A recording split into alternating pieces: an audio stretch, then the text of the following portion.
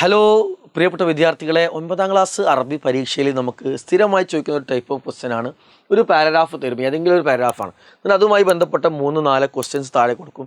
ഈ ക്വസ്റ്റ്യൻസിൻ്റെ ആൻസർ നമ്മൾ ഇന്ന് വായിച്ച് കണ്ടെത്താൻ വേണ്ടി പറയും. ചില കുട്ടികളൊക്കെ പറയാറുണ്ട്, സാർ ഇതിൻ്റെ മീനിങ് ഒന്നും ഞങ്ങൾക്ക് അറിയില്ല, ക്വസ്റ്റ്യൻ്റെ മീനിങ്ങും അറിയില്ല, പിന്നെ ഇത് ഞങ്ങൾ എങ്ങനെ ഇതിന് ഉത്തരം കണ്ടെത്തുക എന്നൊക്കെ ചോദിക്കാറുണ്ട്. സത്യത്തിൽ ക്വസ്റ്റ്യൻ്റെ മീനിങ്ങും ആൻസർ പാരഗ്രാഫിൻ്റെ മീനിങ്ങും ഒന്നും അറിഞ്ഞില്ലെങ്കിലും ക്വസ്റ്റ്യൻ്റെ ആൻസർ കണ്ടെത്താൻ വളരെ ഈസിയാണ്. ഇപ്പം നിങ്ങൾക്ക് എപ്പോഴും നോക്കിയാൽ മനസ്സിലാവും,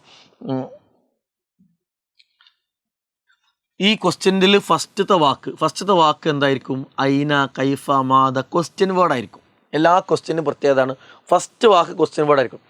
ബാക്കിയുള്ള ഭാഗം ആൻസറിൻ്റെ ഭാഗമായിരിക്കും. ബാക്കിയുള്ള ഭാഗം ആൻസറിനോട് കണക്ട് ചെയ്യുന്ന ഭാഗമായിരിക്കും. സോ നമ്മൾ എന്ത് ചെയ്യണം? ഈ ക്വസ്റ്റ്യൻ വേർഡ് ഒഴിവാക്കിയിട്ട് ബാക്കിയുള്ള ഭാഗം ഇതിൽ ഏത് സെൻറ്റൻസിലാണോ വരുന്നത് നോക്കുക.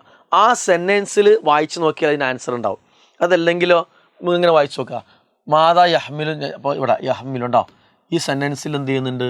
അതിൻ്റെ ആൻസർ ഉണ്ട്. ഇനിയോ ഈ സെൻറ്റൻസിൽ അതിൻ്റെ ആൻസർ മനസ്സിലാവണില്ല എന്നുണ്ടെങ്കിൽ നിങ്ങൾ എന്ത് ചെയ്യുക? ഈ സെൻറ്റൻസ് മുഴുവനായിട്ട് എടുത്ത് എഴുതിയാൽ നിങ്ങൾ ആൻസർ, എന്നാലും ആൻസർ ശരിയായിരിക്കും. ക്ലിയറായല്ലോ? അതേപോലെ തന്നെ രണ്ടാമത് നിങ്ങൾ നോക്കൂ, കൈഫ് ഒഴിവാക്കി ലുവിസത്തിൽ മാ, അല്ലേ? ലുവിസത്തിൽ മാ ഇത് അവിടെ ഉണ്ട്, ലുഫിസിൽ മാ. ഈ സെൻറ്റൻസിൽ എന്ത് ചെയ്യുന്നുണ്ട്? ഇതിൻ്റെ ആൻസർ ഉണ്ട്. ആ ആൻസർ കറക്റ്റ് മനസ്സിലായില്ല എന്നെങ്കിൽ എന്ത് ചെയ്യണം? ആ സെൻറ്റൻസ് അതേപോലെ എടുത്ത് എഴുതുക. ഇങ്ങനെ പാരഗ്രാഫിൻ്റെ മീനിങ്ങോ ക്വസ്റ്റ്യൻ്റെ മീനിങ്ങോ അറിയാത്ത നമുക്ക് എന്ത് ചെയ്യാൻ പറ്റും? ക്വസ്റ്റ്യൻസിൻ്റെ ആൻസർ എഴുതി മാർക്ക് സ്കോർ ചെയ്യാൻ പറ്റും. ഇങ്ങനെ ചെയ്യുക, മാർക്ക് സ്കോർ ചെയ്യുക. All the best.